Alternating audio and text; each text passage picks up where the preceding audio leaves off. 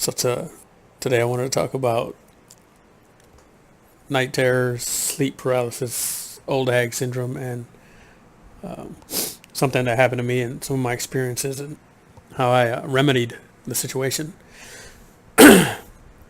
And first I'll go into how it started, and then I'll talk about what I was going through at the time, why I think I was suffering from it. So anyways, it it started in I want to say 2006. I was having a dream, and in the dream I was dead, and I knew I was dead.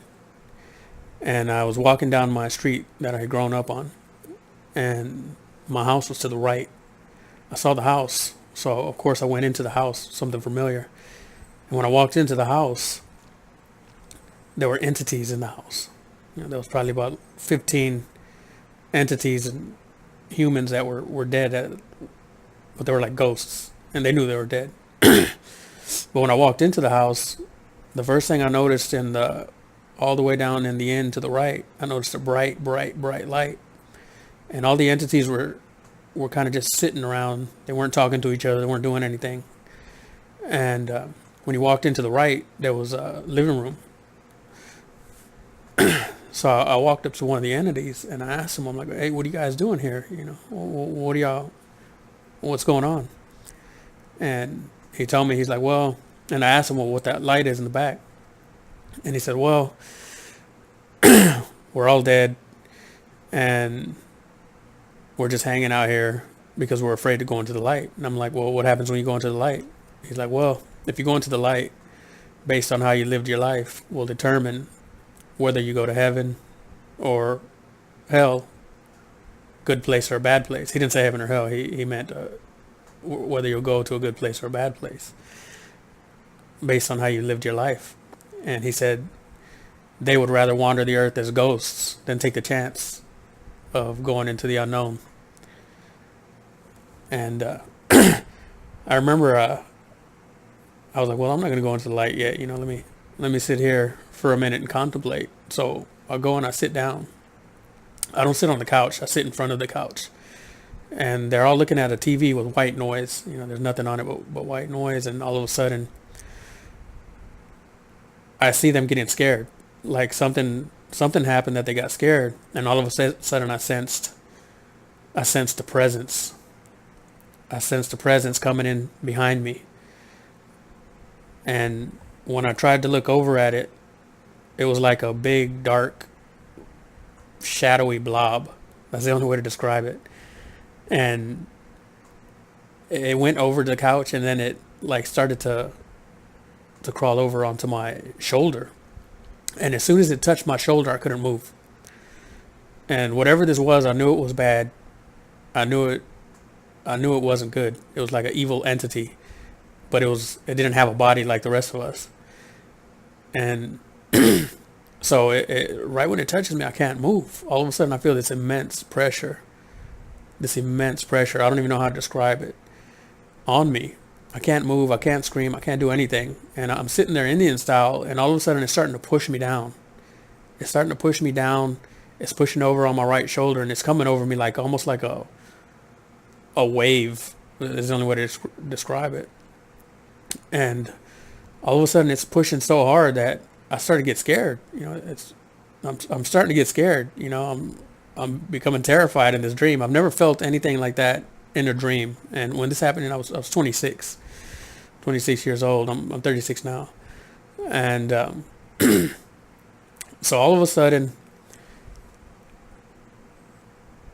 it pushes me over to my stomach, and it's on my back, and it's like sucking the air. It's sucking the strength out of me, and I can't scream. I can't move. So I got so scared in the dream that I forced myself to wake up. So I'm not dreaming anymore.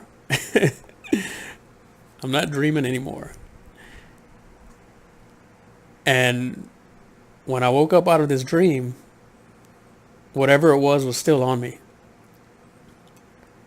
It was still on me in real life, holding me down. I tried as best I could to move. I tried as best I could to scream and yell, and I could not. This thing was so heavy, and it was like it sucked the strength out of me. And I remember finally I started to make enough noise where the friend's house who I was staying in was able to hear me, and him and his wife came in to see what was wrong. And I told them what happened, and they were like, "Well, you're going through a lot of stuff. Maybe it was a bad dream." And that like the fact that people were like, "Oh, it's just a dream," it really bothered me because I've never experienced something like that in my life. I know it wasn't a dream. I was awake and I couldn't move. So, anyways, this starts happening to me every single night. If I decided to take a nap, it would happen to me. If I, you know, shut my eyes too long and was dozing off, it would happen to me. I got to the point where I was scared to take a nap. I was scared to go to sleep. I remember I dreaded it. I remember sometimes I'd wake up and it felt like there was more than one thing on me, and it would be the same thing. I'd wake up, make enough noise where my friend could hear me and he'd come and check on me because I was going through some stuff. So he knew that, to come and, check on me. So anyways, fast forward to probably about the last time it happened. This happened to me for about 6 months, 5 6 months straight, almost every night. And I never saw anything. Sometimes it felt like there was more than one thing on me. Sometimes it felt like they were trying to cover my mouth so I couldn't make noise. So what I started to do was I started to research it. I started to research what the cause might be, and some of the people that it happened to were saying that they were in a bad situation, they needed to get out of the situation, and once they got out of the situation it stopped, and that's what was going on with me. The scientific reason is like, well, your body is frozen, so you don't harm yourself while you're sleep dreaming. Okay, I got that, perfectly understandable. But I've been in the Army 16 years, and when you're in the military and they wake you up or you get woke up, it's always like, hey, get your ass up. Hey, wake up. Someone's coming in with a damn trash can, banging it, making noise. You're always woken up abruptly. When you're out in the field, you're training, you're deployed to Iraq or Afghanistan. It's always someone banging on your door. Never once have I seen anyone awoke so fast that they were frozen and they couldn't talk, or there was a massive weight sucking the wind and air and energy out of them. Never once have I been awoken so fast in my life that I was frozen in fear and I couldn't move. And the scientific explanation was like, well, you were awakened too fast, so that's why you're still frozen. Okay, I understand why when you're asleep you're not swinging your arms. Okay, I got it, but never once have I seen anyone that got woke so quick that they were frozen, as if there was something crushing them. So anyways, let me fast forward to the final time it happened where I actually did see something. So in my friend's living room, if you were laying on the couch, there was windows next to you, probably about 12 feet of windows. So the moonlight came in, so it was bright in there. You could see a lot in the night. And I remember the door to out of the living room or into the living room, if you opened it, it made a real loud noise, like a creaking noise, like it needed to be oiled or something. So I'm laying there, and I'm not asleep. I'm not dozing. I don't even think I was tired. I was probably sitting there, thinking of, being afraid to go to sleep. So all of a sudden the door creaks, and I'm guessing that, well, it must be my friend or his wife or his kids, coming in to tell me something. So I lift up my head, and the door opens. The door opens, and it's dark in the other room from the side that the door was open. And I remember as soon as I laid eyes on it, and sorry, I get a little choked up because it's disturbing to me. As soon as I laid eyes on it, I was frozen. I couldn't move. I couldn't yell. I couldn't scream. And what I saw was an old, rotten-looking corpse of a woman, glowing, like she had a glow to her because I could see her perfectly in the darkness. She had no legs. All it was a torso and her upper body. And she moved like in the movie The Ring, how that girl moved at the end towards the guy. It was like a computer skipping frames per second. You know, you don't see all the movements, and all of a sudden it's there in your face. And that's exactly how this thing that I saw moved and crawled onto me. And it crawled onto me and it sucked that energy out of me because I was always exhausted after I would go through those ordeals, as if my energy was zapped.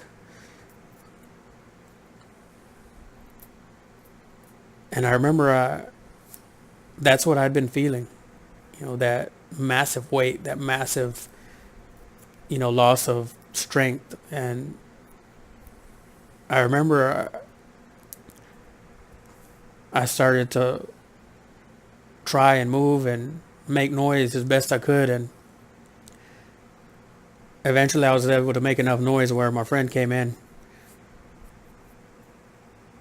And I didn't tell him what happened because I thought he'd really think, oh man, this guy's gone nuts. It wasn't until a few days later I told him what happened. But when they turned the light on it, it was gone. It wasn't there. And I wasn't asleep. You know, I wasn't asleep when this happened. And that reminded me of a story that my ex had told me. I remember spending the night at her house, and I don't know what happened. Everybody was gone. I ended up being at her house alone. And I remember hearing noise in the kitchen, you know, and I was like, hey, who was here last night? And she's like, oh, nobody was here in the house last night. I'm like, oh, I thought maybe your mom or your brother came in or something. And she said that there was, you know, nobody there. I was in the house all alone, and I could hear chairs in the kitchen moving, like not a little bit, a lot. Like there's 3 or 4 people in there. And I remember she told me a story of she woke up because her mom was there by her bed, and she started to follow after her mom, and she was trying to get her mom's attention, but her mom kept walking off, and she was following her. And my ex said when she was little, you know, she was probably like 10 when this happened, and she said that she was following, chasing after her mom, and then all of a sudden she woke up because she was like sleepwalking. And when she woke up, it wasn't her mom. It was a woman that was glowing, like had a white glow to her. That she was and she was chasing her around that table that I had mentioned. And then later on, she told me someone had passed away in the house due to a fire. Anyways, that's what that reminded me of, you know, because she told me the woman was like dead. You know. But anyways, that's just another story for another day. But anyways. So what was going on with me was I had recently come back from a deployment from Iraq, which was a nightmare. You know, it was early in the war. You know, I caught the tail end of OIF 1. I stayed for all of 2 and some of 3, and I was a truck driver. You know, if you're not in the military and you don't know what a truck driver does out there, you know, you're driving 7 days a week. Once you leave the wire, you know, that's where the enemy's at. You know, and I was in one of those units. You know, everything you think you know about life and what your family taught you and what you've learned gets turned upside down when you go to those types of environments. And not to mention, you know, it was hard. It was very difficult. You know, it was a very difficult time to get through. And also, my grandmother died during that deployment, and my mother had been diagnosed with cancer prior to me leaving. And when I got back a few months later, she was real sick. So I spent about 3 months in my hometown of Houston, Texas, to be with my mother. And she ended up passing away. And this is about 4 months after I got back. My mother died, and my grandmother had just passed away. And when I tried to go back to Germany, I ended up finding out that as soon as I left, my spouse had cleaned out the accounts. she destroyed two cars. One she ran without oil, and the other one she actually totaled on the autobahn. And she had left the house, abandoned it, and the landlord took all my property. I had two boxers that I had prior to the military, and the Germans had taken them as well. So basically, I spent 6 years in the army, and I lost the two most important women to me in my life, my mother and my wife. And my grandmother just died. I went through this horrible deployment. I didn't have a penny in my pocket after 6 years in the army. And I was homeless and didn't have a vehicle. So I called up my sergeant who I'd grown close to on that deployment, and he's like, "What? You should have told me a long time ago. Get your ass over here again to stay with me until you get on your feet and we get everything worked out." So that's who I was staying with, and it was at his place that I started having those issues. But one of the remedies for the issue was, you're in a bad situation. You need to get up out of that situation. You need to get up out of that situation as fast as you can. And that's what I did. Once I got on my feet, and I had my mind straight mentally, physically, and emotionally, it stopped. It stopped happening to me. And it's happened since, probably about in the last 10 years, maybe 3 times. But those were all times I was going through really rough situations. In the military, your life is always rough, but there's sometimes you go through a lot more than you should, or the normal soldier should go through. And that's what was going on with me. And in my opinion, what was going on with me, I don't think it was I was frozen because my body doesn't want me to harm itself. I think, and I'm not a religious man, but I think that there are entities that exist on this earth. I think there's entities that exist in this earth that have been here, since the beginning of time, or manifested themselves, some way, shape, or form. Or I think there was an entity that was taking advantage of me because it knew I was in a weak state, and it knew I was already on my knees, and I was an easy target, easy prey for it to just come and zap me and take that energy from me.